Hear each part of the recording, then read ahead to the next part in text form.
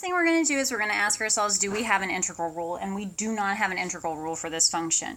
Then we say, okay, is there simplification that we can do? And in this case, we have two terms in the denominator, so there is no simplification that we can do.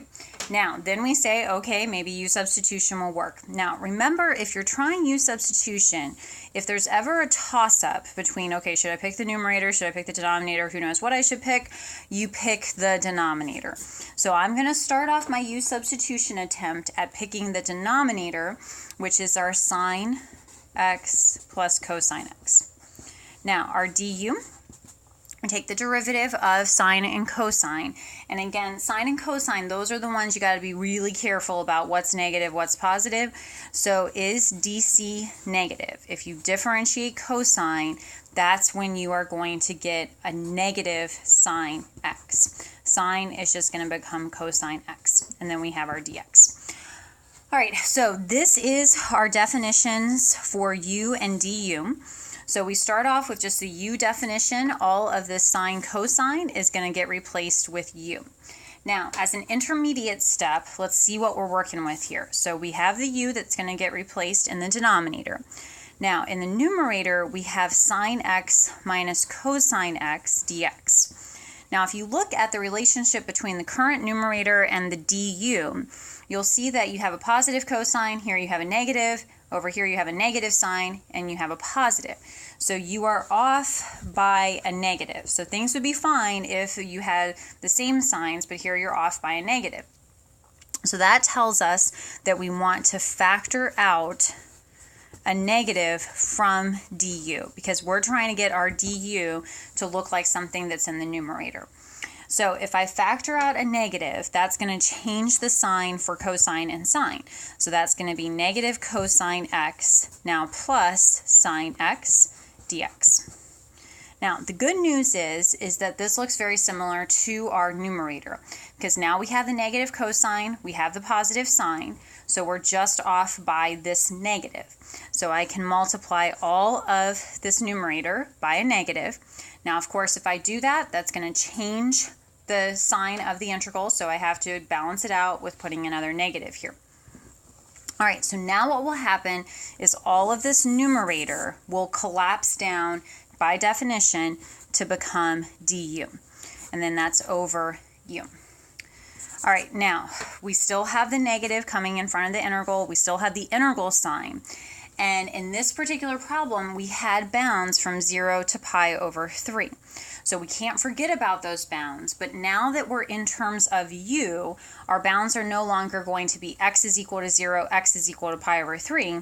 They're now going to be u1 and u2. So now we have our whole entire integral in terms of u, and now we are ready to integrate. Now, when we integrate, again, this is our special integral natural log of the absolute value of u.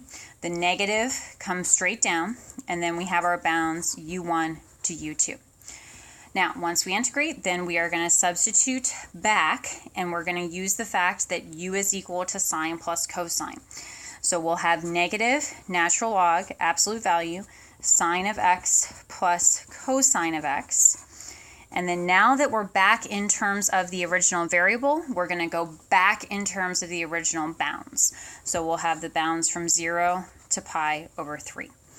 All right, so I'm going to go over to the next page here just so that it's not so confusing.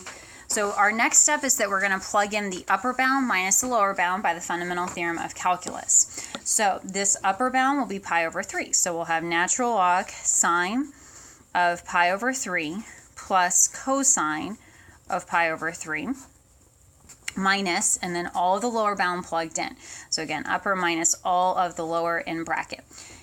So minus natural log, absolute value, sine of 0 plus cosine of 0, absolute value, and then close the bracket.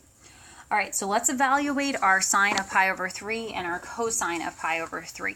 Now, if there's ever any doubt in your mind about this, just kind of draw your pi over 6 angle versus your pi over 3 angle. And on your unit circle, you're going to notice that at pi over 3, the x value is smaller than the y value. So pi over 3 corresponds to 1/2 square root of 3 over 2.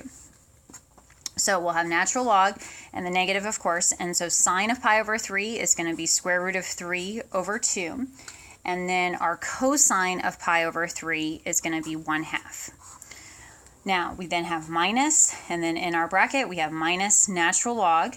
Now, my sine of 0 is just 0, again, from this coordinate 1, 0, and then cosine of 0 is 1.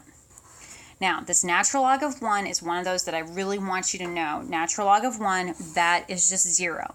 So all of this minus the lower bound is collapsing down to 0, and you're just looking at this.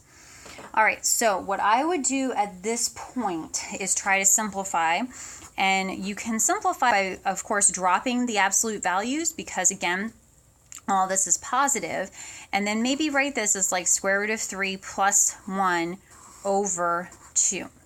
Now, once you do that, then you've changed it into a division inside of the natural log. So that would become the numerator minus the denominator. Now again, I don't want there to be any confusion about this. The minus comes straight down. In brackets here, I'm going to do this whole numerator minus denominator thing. So it'll be natural log square root of 3 plus 1 minus natural log of 2. Okay? All right, so then we look at this and we say, okay, is there any way to simplify this guy? So we could say that this is negative, and then our natural log of square root of 3 plus 1, and then this negative would translate over here, distribute to a positive natural log of 2. Okay. Now, in terms of log properties, there's not too much you can do here. You could rewrite this as natural log of 2 minus the natural log square root of 3 plus 1, but that really is the extent of what we are able to do at this point.